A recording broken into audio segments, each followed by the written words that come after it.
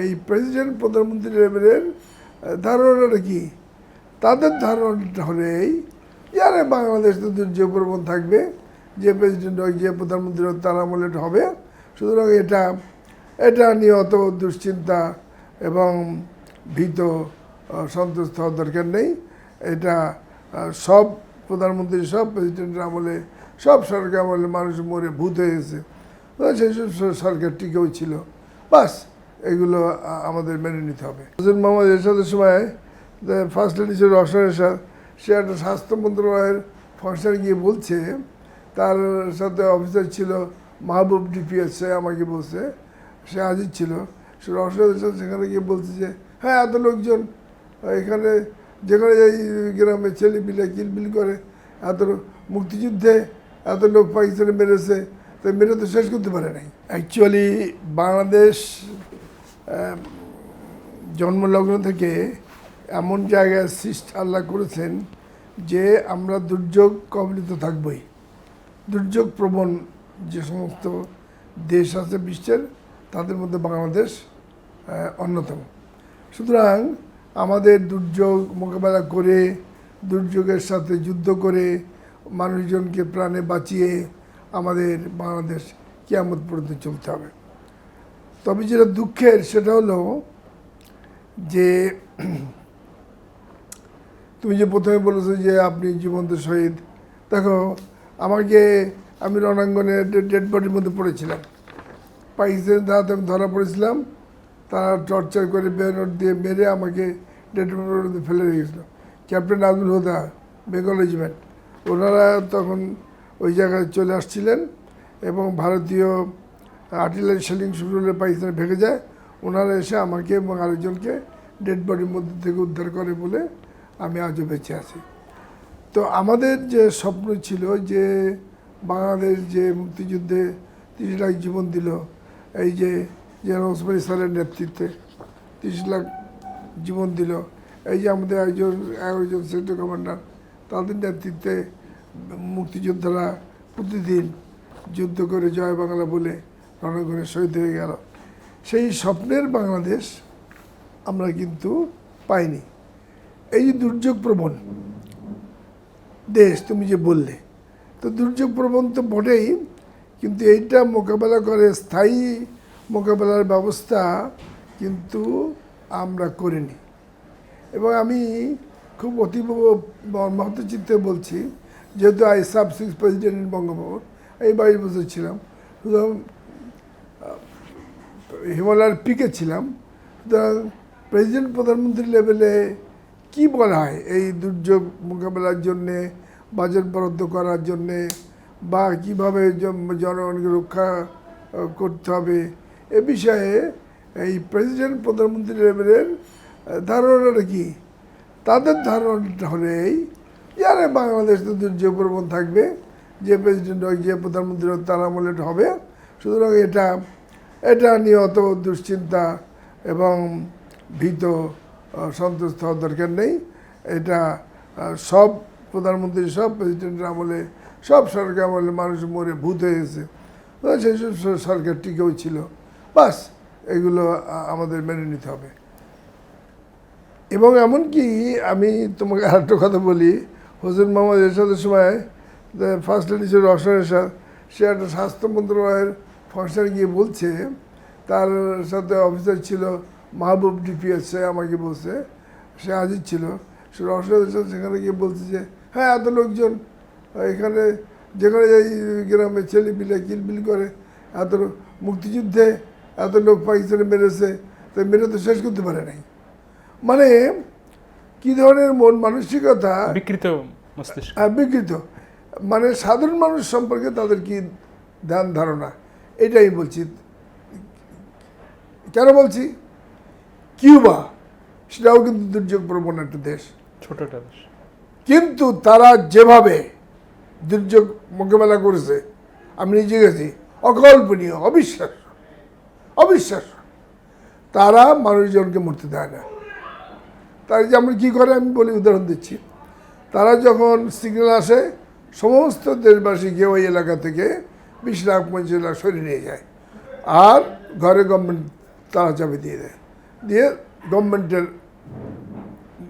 হাতে থাকে তাদের সম্পদ, আবার চলে গেলে এই সিগন্যাল চলে গেলে আবার তাদের ফেরত আনে। আমাদের দেশের সমস্যা হলো কি, যেমন বঙ্গবন্ধু সমাজ 75-এর আগে আমাদের ওই করা হয়েছিল, শেল্টার করা হয়েছিল, শেল্টার বিভিন্ন হায়দা ভোলা সন্দ্বীপে, কিন্তু শেল্টারে লোকজন যেত না, লোকজনকে নিয়ে যেতে হবে তার পদক্ষেপ ছিল না। আমি ডিজাস্টার ছিলাম, এ বিষয়ে আমি আসবো। 98-এ যে বাংলাদেশে 98 দিন বন্যায় বাংলাদেশ ডুবেছিল, and water level was 4 to 6 feet high all over the country except hill area. বঙ্গভবনের ফ্লোরে পানি ঢুকে গেছিল। সেই সময় আমি ডাইরেক্টর জেনারেল ডেভেলপমেন্ট ব্যুরো, সে সময় কী হয়েছিল, এই যে দেখেন প্রিয় দেশবাসী ভাই বোন দেখেন, সে সময় বিশ্ব থেকে বলা হয়েছিল বাংলাদেশে 2 কোটি লোক মারা যাবে। এটা বিএনপির কাগজ দিনকান হেডলাইন, 2 কোটি লোক মারা যাবে, তারাই বলছিল, বিশ্ব বলেছিল। কিন্তু আমি আপনাদের জানাচ্ছি যে আমরা এমন ভূমিকা পালন করেছিলাম, আমরা মানে কি সেনাবাহিনী, নৌবাহিনী, বিমান বাহিনী, বিজিবি, প্রশাসন যন্ত্র এমন ভূমিকা প্রত্যেকে পালন করেছিল। আমি ডিজাস্টার ম্যানেজমেন্ট ব্যুরো, আমি তো আমার অফিসকে 24 ঘন্টা খোলা রেখেছিলাম, এবং আমি নিজে, আমার ওয়াইফ অসুস্থ, তাও বাসায় যেতাম না, আমি রাত্রের সময় ঘুমাতাম। সমস্ত অফিসার এমপ্লয়ীদের সব রিলিফ ডিপার্টমেন্টও তাই ছিল, এবং আমরা 24 ঘন্টা এই এই বন্যা মোকাবেলার কাজে দায়িত্ব পালন করেছিলাম। 24 hours। How many days? More over 2 months। কত সালে স্যার? 98। এবং সে সময় আরেকটা ঘটনা ঘটেছিল, আওয়ামী লীগ এমপিরা আমার বিরুদ্ধে বিরাট অভিযোগ দাখিল করেছিল প্রধানমন্ত্রীর কাছে, এই যে উনি খুব বাড়াবাড়ি করে। কী বাড়াবাড়ি করেছে? এমপিরা এই বন্যার কাজে সাহায্য করার জন্য গিয়ে সাইকেল হাউসে ঘুমায়। আমি ডিসিকে বলে দিলাম, প্রধানমন্ত্রীর সাথে আমার কথা হয়ে গেছে, আপনি সাইকেল হাউসে তালা দিয়ে দেন, সাইকেল হাউসে ইলেকট্রিসিটি কেটে দেন, গ্যাস লাইন কেটে দেন, আর ওয়াটার লাইন কেটে দেন, অফ করে দেন। আর প্রধানমন্ত্রীর সাথে আমার সিদ্ধান্ত হয়ে গেছে, আপনি কেটে দেন। সব ডিসিতে বলে দেন, তারা তো করে দিল। তো প্রধানমন্ত্রীর আমার কথা হয়নি। I have done it on my own. I M A patriotic officer of the country. I came back from the শহীদি দরজা। আমার সেই নৈতিক মনোবল আছে। আমি সমস্ত ডিসিতে বলেছি, সব সাইকেল হাউস ক্লোজ করে দাও। এবং এমপিরা সব যে সাইকেল হাউসের গেটে দাঁড়িয়ে ভিতরে ঢুকতে পারেনি, তালা দেন। তো পরে আমি প্রধানমন্ত্রীকে বলছি যে আই হ্যাভ ডান ইট। উনি বলছে আচ্ছা ঠিকই করেছেন। তো এইভাবে বন্যা মোকাবেলার জন্য আমরা সমস্ত প্রশাসন যন্ত্রকে, যেখানে বাস্তবে বন্যা আঘাত করেছে ওই জায়গায় আমরা পৌঁছে গেছি, আমি নিজে পৌঁছে গেছি। এমনকি বিমান বাহিনী সম্পর্কে আমি বলি, সে সময় এই যে পানির জন্যে বিমান বাহিনী যে পানির বোতল ফেলবে, ওয়েদার খারাপ, ওয়েদার বলছে যে হবে না, বিমান উঠতে পারবে না, কিন্তু প্রধানমন্ত্রী তাদের রিকোয়েস্ট করায়, তারা লাইফ রিস্ক নিয়ে এই হেলিকপ্টার করে নিয়ে গেছে। আমি এই প্রসঙ্গে এক্ষুনি বলতে চাচ্ছি যে তখন তো বাংলাদেশ, সমগ্র বাংলাদেশ ডুবে গেছিল, এবং আমরা যে ম্যানেজমেন্ট করেছিলাম, এই যে কাগজ তোমাকে দেখালাম, 2 কোটি লোক মারা যাবে, মারা গেছিলো মাত্র কয়েকশো লোক। হ্যাঁ, মারা গেছে, তাও সাপে কেটে, এরকম। তো সেই সময় আমরা এমন ভূমিকা পালন করেছিলাম যে নিউজউইক কভার স্টোরি করেছিল বাংলাদেশ ডান মিরাকেল। তারপরে আমেরিকায় ডিজাস্টার ম্যানেজমেন্ট কনফারেন্স হলো হনলুলুতে, এই জেনারেল স্ট্রাকপোল ছিল, আমি আছি, আই রিপ্রেজেন্টেড বাংলাদেশ। সেখানে আমার যে কনসেপ্ট, ডিজাস্টার ম্যানেজমেন্ট কনসেপ্ট, সেইটাকে কনসেপ্ট অফ ইয়ন হিসেবে ঘোষণা করা হলো, এবং বাংলাদেশকে অ্যাকর্ডিং টু মাই প্রপোজাল, আমার প্রস্তাব অনুযায়ী বাংলাদেশকে ডিজাস্টার মডেল কান্ট্রি ঘোষণা করলে দেখেন সব পেপারে আছে, বাংলাদেশ ডিজাস্টার মডেল কান্ট্রি, ইত্তেফাকে আছে, জনগণটা আছে, অবজারভারে আছে, সব জায়গায় ঘোষণা করা হলো, সারা বিশ্ব ঘোষণা বাংলাদেশ মডেল কান্ট্রি। কিন্তু আমি খুব অতীব মর্মত চিত্তে বলছি যে শেখ হাসিনা প্রধানমন্ত্রী, এটা আমার যে আমি যে বাংলাদেশের মাথায় মুকুট পরালাম সেটা উনি হাইজ্যাক করেন। উনি বলেন আমি বাংলাদেশকে মডেল কান্ট্রি হয়েছে, rubbish, she lied to the nation. একইভাবে বে অফ বেঙ্গলের যে বিজয় লাভ হলো, বঙ্গোপসাগরে আমাদের বিজয় হলো ভারতের বিরুদ্ধে মামলায়, ওটা কিন্তু নৌবাহিনীর একজন চৌকস অফিসার, ওনার নেতৃত্বটা হয়েছিল। তো সেটাও আমি দেখেছি, সে কাজটা ঘোষণা করেছেন যে আমি বে অফ বেঙ্গল বিজয় করেছি। তা আমি নেভির অফিসারটাকে পেয়েছিলাম ফরেন মিনিস্টারে, খোরশেদ আলম প্রধান নাম। আর আপনি কী করেন, হাইজ্যাক করলে আপনি কিছু বললেন না? বলে দেখেন আপনি করতে পারেন, আপনি তো অফিসারদের লিডার, আমার পক্ষে করা সম্ভব। উনি হাইজ্যাক করে নিয়েছে, আমি কী করে বলবো যে উনি না, এটা আমরা করেছি, এনিওয়ে নেভি করেছে। এনিওয়ে, তো আমি যেটা গুরুত্বপূর্ণ বিষয় বলছি সেটা হলো যে এইগুলো বন্যার সময় যে প্রিএমটিভ মেজার্স নিতে হয়, সেগুলো কিন্তু আনফর্চুনেটলি তারেক রহমান সাহেব সম্প্রতি সরকার গঠন করেছেন, ওনাকে হয়তো কেউ ব্রিফও করেনি, সেই মেজার্সগুলো নেওয়া হয়নি। যেমন আমরা একটা বলছি, 100 বলতে পারি, একটা বলছি যে যখন বন্যা পানি আসছে ওই চীন থেকে, ভিয়েতনাম থেকে, ওই দিক দিয়ে ইন্ডিয়া থেকে আসছে, বাংলাদেশে ঢোকার আগে আমাদের স্যাটেলাইট আছে, সেই স্যাটেলাইটে আমরা তখন পাই, ছবিটা পাই। সেই স্যাটেলাইটে বন্যার বেগ দেখে, স্পিড দেখে আমাদের যেসব জেলা আঘাত, এখন 7টা জেলা ডুবে গেছে, এইসব জেলায় পদক্ষেপ নিতে হয়। কী পদক্ষেপ?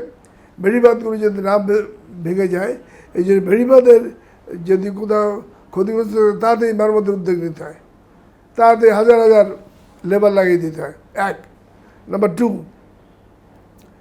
যে সমস্ত ব্রিজ নড়বড়ে আছে, বন্যা পানিতে ভেঙে যেতে পারে, ওইগুলোকে আবার নতুন করে এমার্জেন্সি টাকা দিয়ে ওইগুলো মেরামত করে নিতে হয়। নাম্বার 3, খুব ইম্পর্টেন্ট, আমাদের তো রসদ, চাল, ডাল, গম, এগুলো বিভিন্ন গোডাউনে আছে বিভিন্ন জেলায়। এইসব জেলার মধ্যে যে জেলাগুলো বন্যায় কবলিত হবে, আমরা জেনে যাব, ওইসব জেলায় এই ধান, গম, চালগুলো গোডাউনটা রেস্ট করতে হবে। কারণ গোডাউনের তলায় যদি পানি ঢুকে যায়, তাহলে বস্তা যদি নিচে পচে যায়, তাহলে ওই গোডাউনের পুরা খাদ্য নষ্ট হয়ে যাবে, ওটা খাওয়া যাবে না। চাল, ডাল, গম উপরের দিক যা থাকবে ওটা এফেক্টেড হয়ে যাবে, পয়জন হয়ে যাবে, ওটা খাওয়া যাবে না।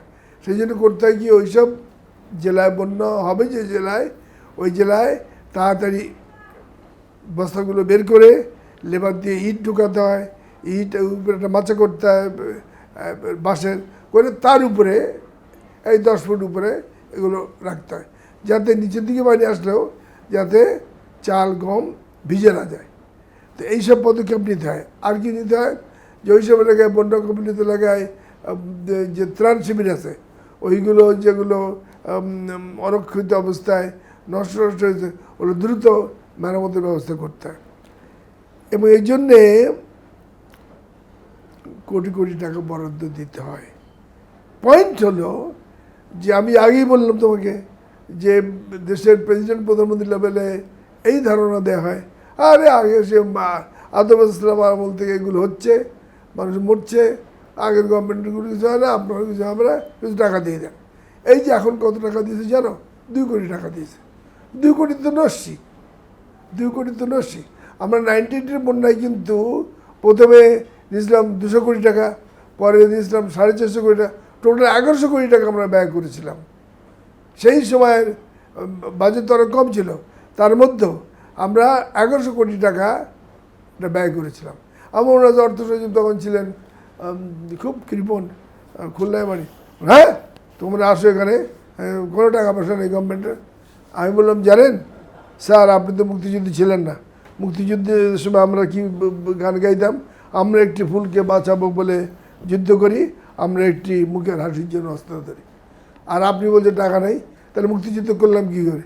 এই বন্যাবৃত মানুষ না খেয়ে মরে যাবে, আর আমরা ঢাকায় বসে থাকবো, আর আপনি চেয়ারে বসে থাকবেন? আপনি চেয়ারে বসে থাকতে পারবেন না। এইভাবে